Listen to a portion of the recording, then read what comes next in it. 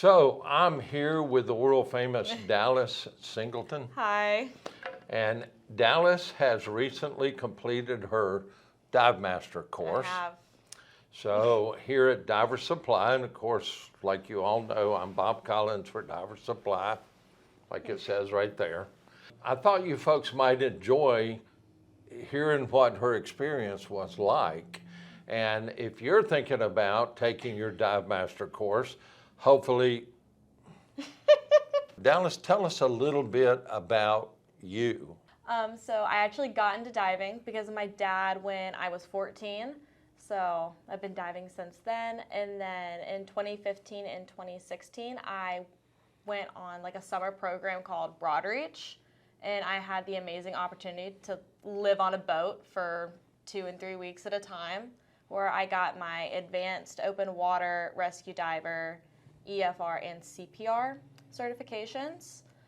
I was a collegiate athlete, so I had a little bit of a break through those 4 years of undergraduate, and then I moved to the Jacksonville area about a year and a half ago to get my Master's of Science in Marine Science at Jacksonville University, where I then met Bob when I was doing research into different dive shops. And the part that really stood out to me about Diver Supply was the reputation that I saw all over the Facebook, all over Google reviews. I mean, it was just everywhere. So, I mean, and I'm one of those people, I just kind of go in and show up and start talking to people. It's kind of how I've always been. You can't tell she likes to talk, can you? And Bob was here and introduced himself to me, and we kind of just got kicked off right there. I've known that diving is something that I've wanted to take further in my education for a very long time. But it was just time, about a year ago now, Yeah. that I did. And it was kind of interesting when she brought her certification cards in. I'm like, so who is this? But you only started about 10 years ago? 10 years ago. Yeah, about It'll 10 be years ago. 11 in June of this year. Okay. And, you know, the way we do the instructor and the Dive Master course here, you can either do it in a concentrated manner, or we have what we call the flex. Now, of course, with Dallas being here, studying things along those lines, having demands in her life and doing things, so the flex tended to work out best for her. Now, we do have people that fly in from different parts of the country, actually different parts of the world, that want to do the concentrated course. And if you out there want to do that, that is fine also. We operate and do the academics online, whether you're close by or far away. You can do those academics. You can just give us a call, shoot me an email. Some people buy the academics and they buy the course at the same time, and that's fine also. But if you would like to be able to do your academics first and then decide on when you're going to come and either do concentrated or do the flex program, that's totally up to you, and you can do that. And personally, that's what I did. Yeah. We have a tracking mechanism that outlines exactly what you're going to be doing in the Dive Master candidacy program. And the reason I mentioned the tracking part is that whenever Dallas would come over, or any of the Dive Master candidates or instructor candidates, then there is a specific set of goals that you're supposed to reach at the end of the day. It's not take 4 or 5 days just to complete one thing. Yeah. And so that really, for all the reports I get from folks that have been in the program, is they like that because then they're not used as just extra help or free help or something along those lines. Their candidacy is focused. It's very focused on you as a Dive Master candidate. Right. It's not putting you in situations that you shouldn't be in. That's Is the best probably way a I good feel way like to to say describe it. it. Yeah. I don't know exactly how many of you out there have really delved into the program, but a dive master candidate is not to be used against ratios or direct supervision. Can they be in the water? I tend to call it learning by osmosis because you do a lot of that, but you're also intermingled with real divers. If you're just a bunch of dive master candidates that all have really good skills, how realistic is it? Are you really seeing what is the real environment you're going to be operating in?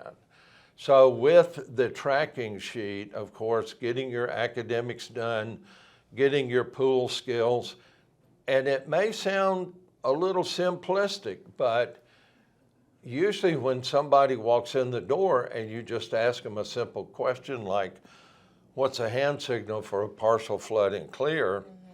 And I'm not going to make you do it. Don't worry about it. I could do. You're measured by a scale of 1 to 5, and most open water divers and people that are rescue, and of course there's specifics and requirements that you have to have in place to take the program.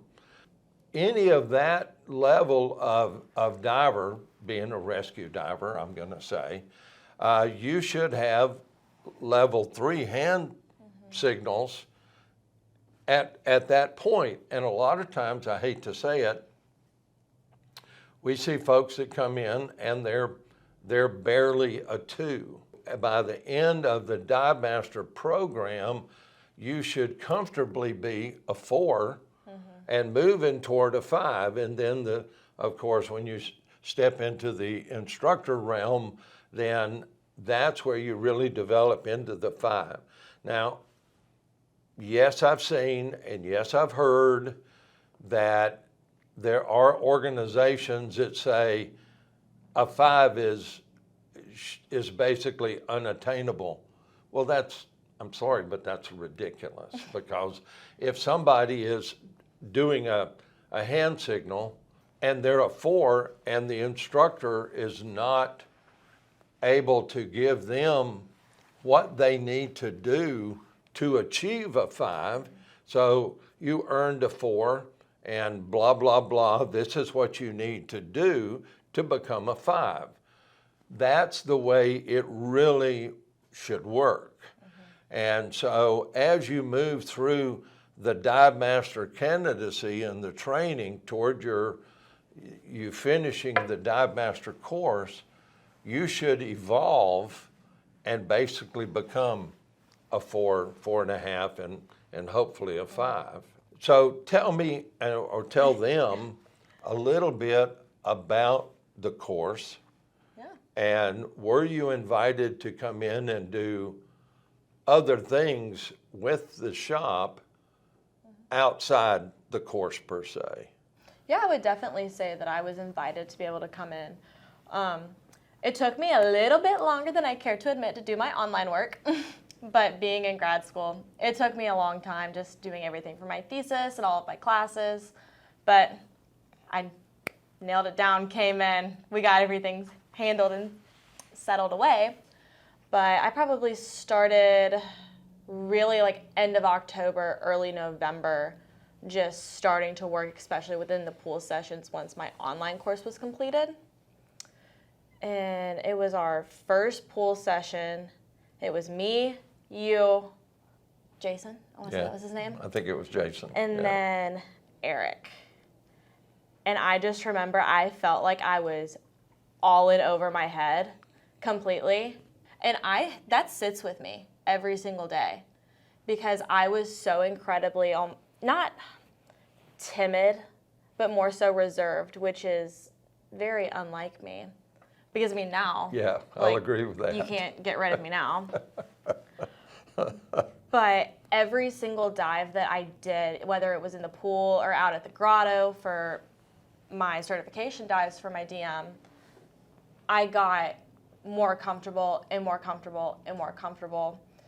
And the dive shop really took the time to immerse me in different, I'm going to say like fields almost. So like I got to sit in with a nitrox class and listen to the instructor Ashley teach that class out, and being able to talk with the students about my own diving. It's very nice just to be invited in and get to experience those other different ways and things. Eventually, hopefully I'll be teaching one at some point. Yeah.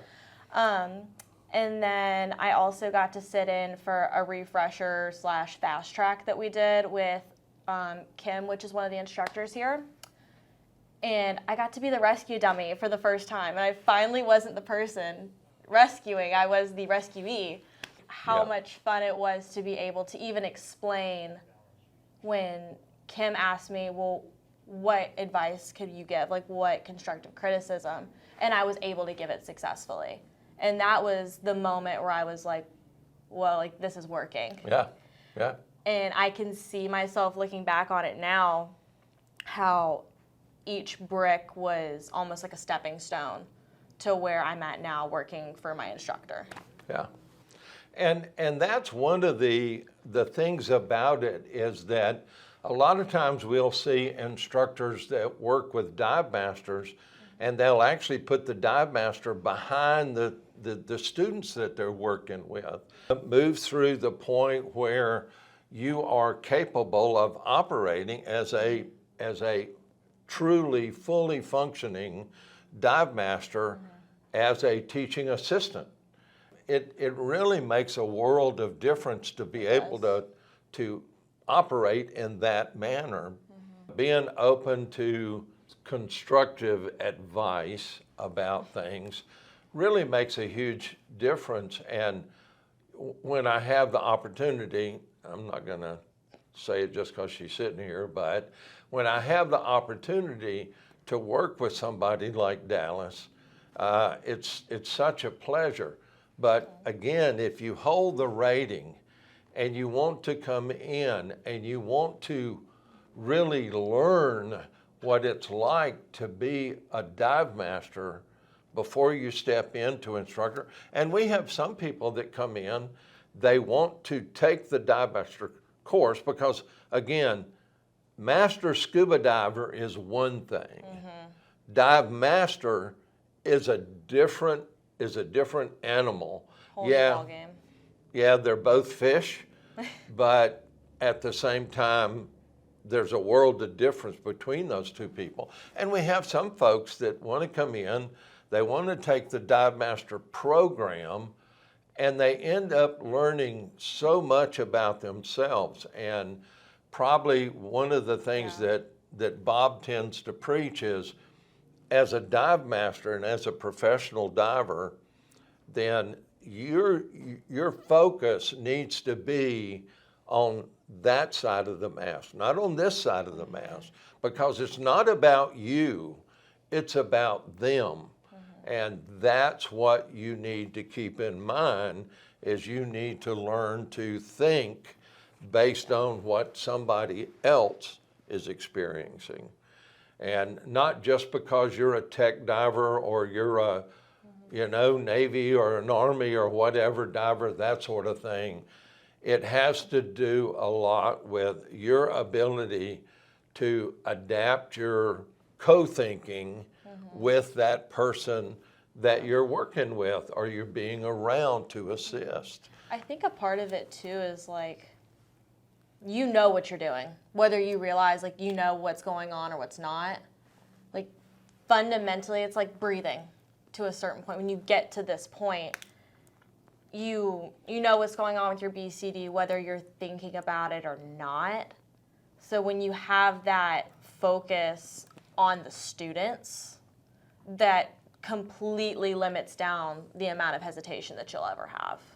Yeah. And like for me, I mean, no hesitation whatsoever anymore. Yeah, and if you're a dive master that maybe you received your certification because you were working on a dive boat and you were only around certified divers, and of course when Dallas went to some of the open water sessions, there were fun divers there Yeah. that was. were certified divers that you tend to interact with and such, but the student diver is a different thing altogether. So we kind of feel like that option here is so valuable to when you go back to, and again, we have folks come in from Canada. We had a gentleman come in from South Africa. I've had people come from all over the world to do instructor and dive master training here at Diver Supply because we have such good opportunity. All three of our stores have heated indoor pools, which make it super nice. And we have quite a cadre of instructors on board with the three shops. But I'm here, I happen to be here with the Jacksonville store, so of course I want you to come here. I'll be here too. Yeah, So, so come on.